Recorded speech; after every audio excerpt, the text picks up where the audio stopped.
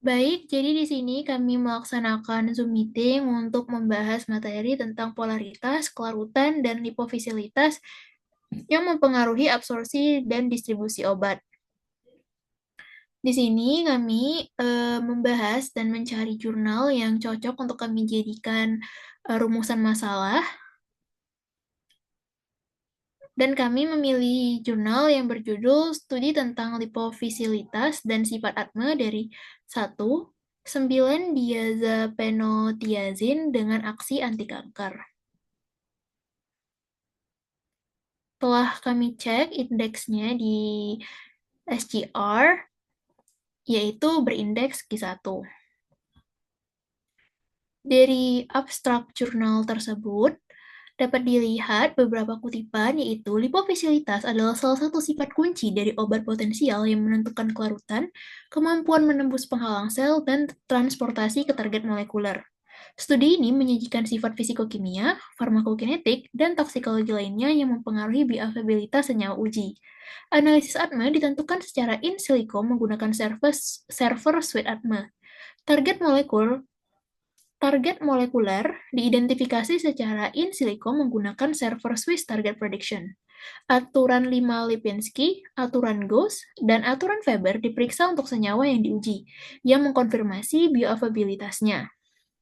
Dari kutipan-kutipan tersebut dapat diambil rumusan masalah, yaitu bagaimana lipofisilitas serta sifat fisikokimia, farmakokinetik, ATMA, dan parameter toksikologi dari 10 substitut 1 atau dari 10 substitut 1, 9 diazepenotiazins mempengaruhi bioavailabilitas dan potensi aktivitas antikanker dari senyawa tersebut.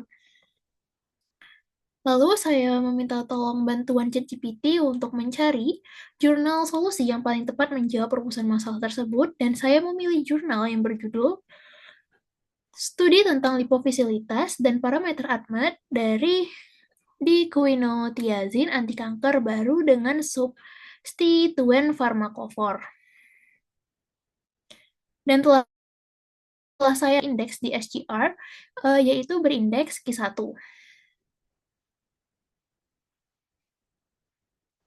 Dari jurnal tersebut, memiliki kutipan pada abstrak yang bisa menjadi landasan untuk menjawab rumusan masalah tersebut.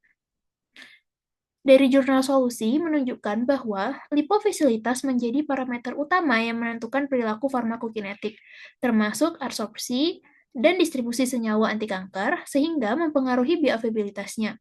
Analisis dilakukan baik secara eksperimental dengan metode RPTLC, maupun melalui prediksi in silico menggunakan Swiss ATME dan PKSCCM. Hasilnya menunjukkan bahwa integrasi data lipofilisitas dengan parameter ATMET dapat memberikan gambaran awal yang lebih komprehensif tentang profil bioavailabilitas dan potensi toksikologi dari calon obat anti kanker. Di sini ada struktur struktur senyawa N-dialkilaminoalkilodikuinotiazina. Di sini memiliki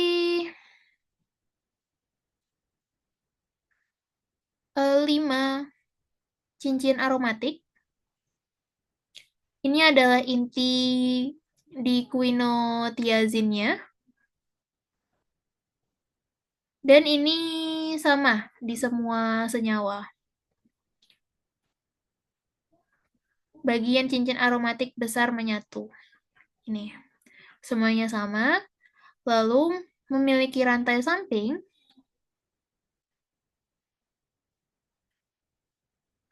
N-dialkilaminoalkil yang berbeda pada setiap senyawanya.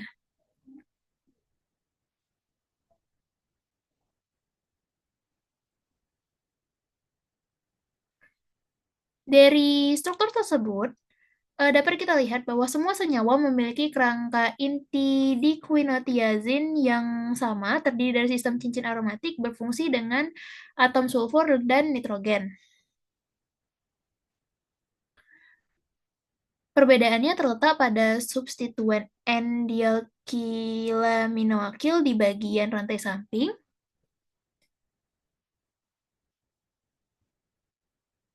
Variasi panjang rantai dan jenis gugus amina inilah yang menyebabkan perbedaan sifat fisikokimia. Semakin besar atau semakin panjang rantai akilnya, umumnya lipofisilitas meningkat. Perubahan ini akan mempengaruhi parameter ATMA seperti absorpsi dan distribusi, yang akhirnya berdampak pada bioavailabilitas dan aktivitas antikanker. Jadi dapat disimpulkan dari struktur serta uraian pada abstrak, yaitu bahwa modifikasi struktur, khususnya pada rantai samping amina, merupakan strategi penting dalam mengoptimalkan keseimbangan antara lipofisilitas dan parameter ATMA untuk meningkatkan efektivitas senyawa sebagai kandidat obat anti kanker.